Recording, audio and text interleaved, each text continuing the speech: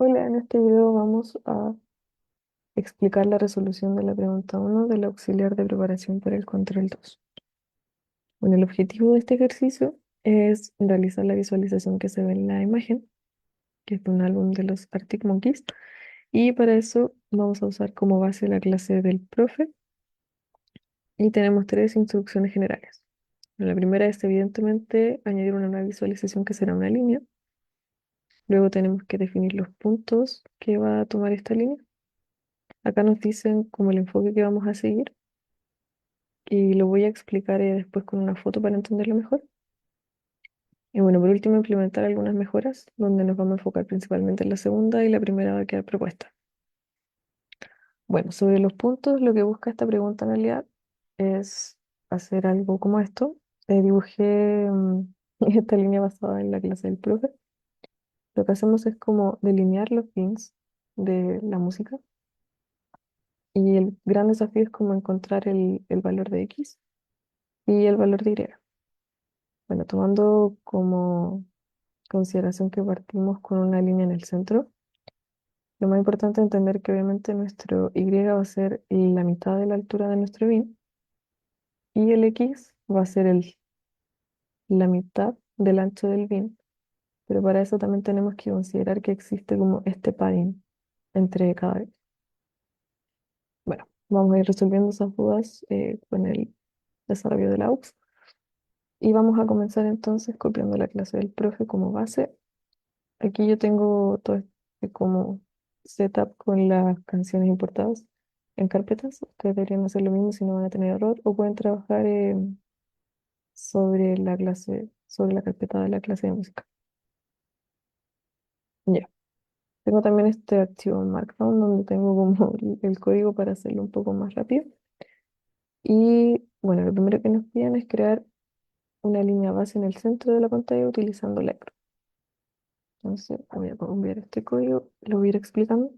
Bueno, acá si estudiaron la clase, podrán saber que esto se agrega donde están los rectángulos, que es acá.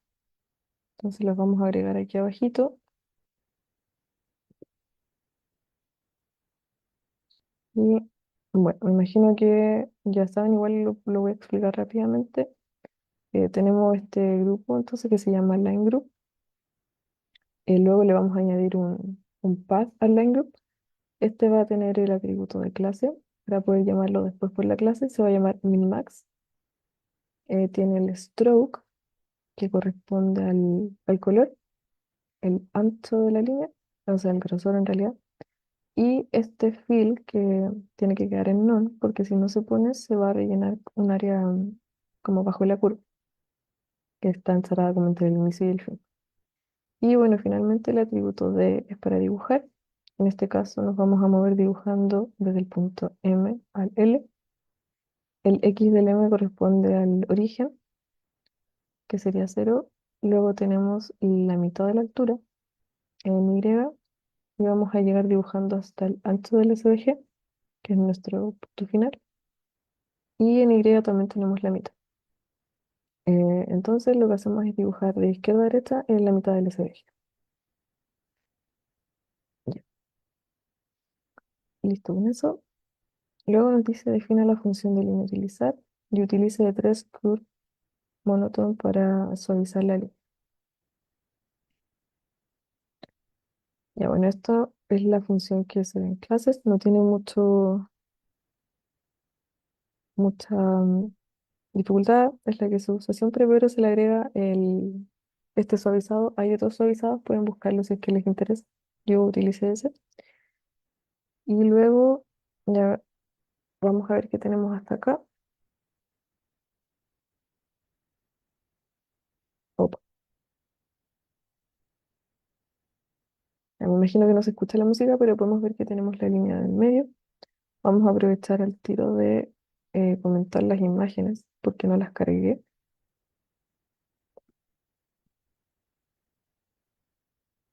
Y bueno, ahí se ve que al menos está la imagen dibujada en negro, con el grosor que yo le especifiqué, etcétera.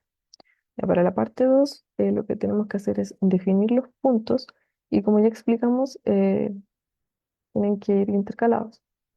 Ya, pero antes de eso, tengo este código para entender por qué vamos a utilizar cierto valor en X, y así podemos ir construyéndolo de a poco. Ya. Acá después de los rectángulos voy a dejar este código. Este código lo único que hace es agregar círculos y toma como valor en X los valores equidistantes dado la cantidad de bins que tenemos, o sea, el largo del dato.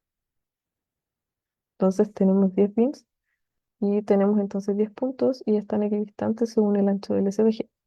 Como podemos ver, parte en el origen y termina acá. Entonces, lo que tenemos que hacer es buscar el valor de en X de tal manera que quede en el centro del bin, considerando también el padding que tienen entre medio. Bueno, lo primero yo lo tengo acá, pero bueno, lo primero que uno debería intentar es, vamos a hacerlo por parte, agregar solo sumarle el ancho, porque aquí tenemos el ancho del SVG dividido la data total, y eso vamos a sacar la mitad para quedar en el centro del ancho del. Claro. Entonces igual si pueden notar está en el centro como tal, y eso es por lo que les explicaba de que está este espacio del padding, y por ende entonces también le sumamos el padding dividido en dos. Y ahora podemos ver que efectivamente en el X ya encontramos como el valor que representa el centro del ancho del. Ya. Como les dije, este ejercicio era solo para poder encontrar rápidamente y visualmente el centro, porque es como lo más complejo. Y luego nos vamos a ir entonces al grueso de la parte 2 que sería ir al render para hacer los puntos. Ya, acá. Entonces nos dice tener los puntos en un array, que sería en este caso line points, y que sea de forma intercalada, utiliza la función de línea con los puntos. Ya. Entonces aquí está la función de línea.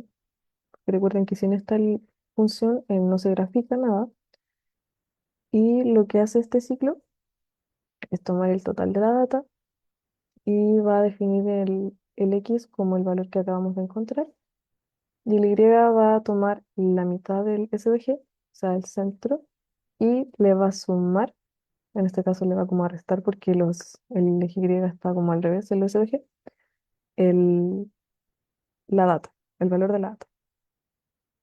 Entonces si vamos acá,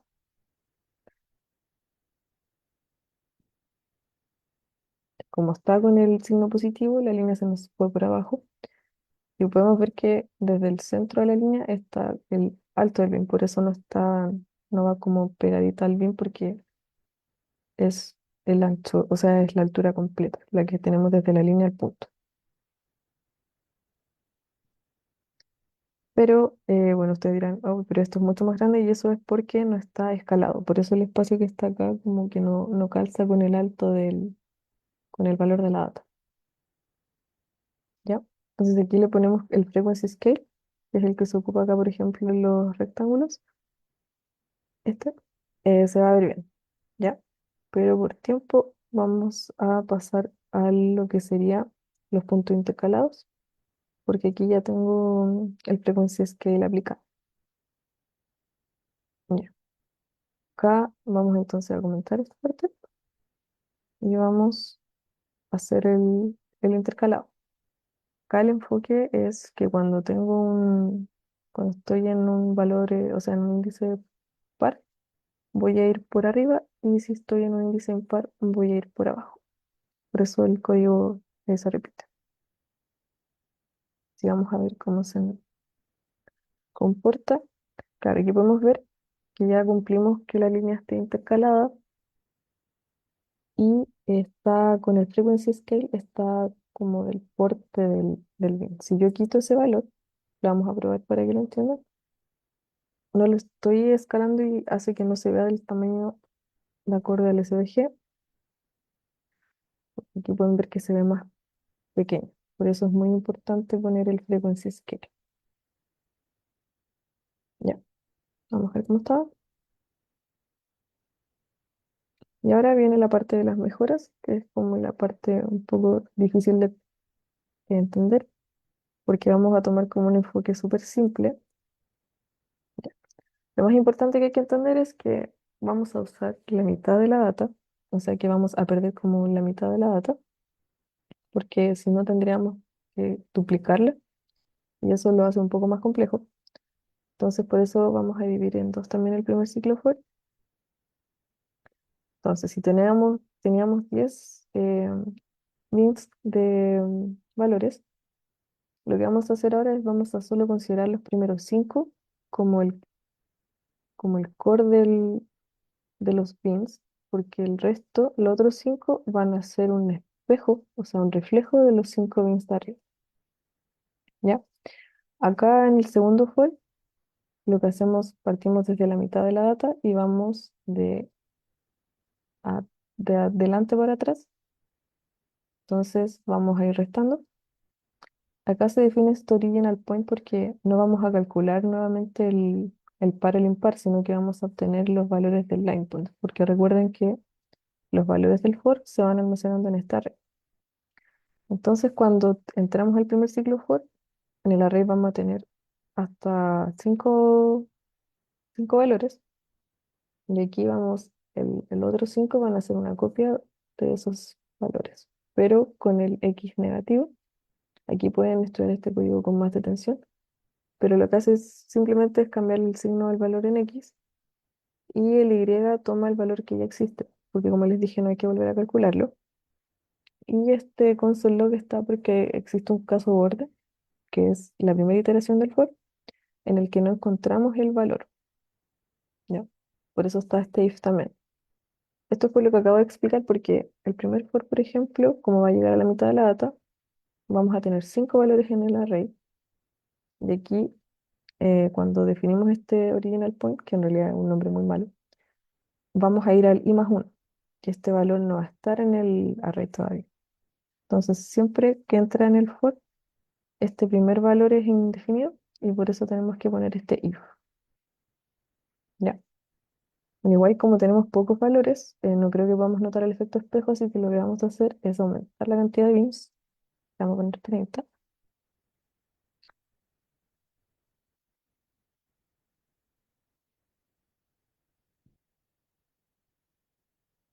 Ya. Aquí podemos ver el efecto espejo porque los rectángulos están mostrando la data total. O sea, claro, toda la data, las 30, pero las líneas, si se dan cuenta, aquí son distintas. Por eso podemos notar el efecto espejo porque llegan como hasta la mitad y empiezan ahora estas líneas de la derecha a ser el reflejo de las de la izquierda. Y lo notamos porque son más grandes, más altas, por ejemplo, que los rectángulos que están abajo.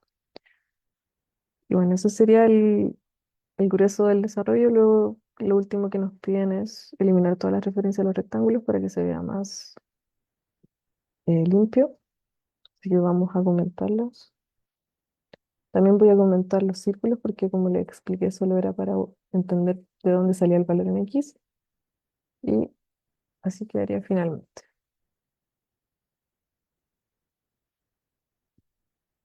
Bueno, eso sería el auxiliar, o sea, el desarrollo del auxiliar de la pregunta 1.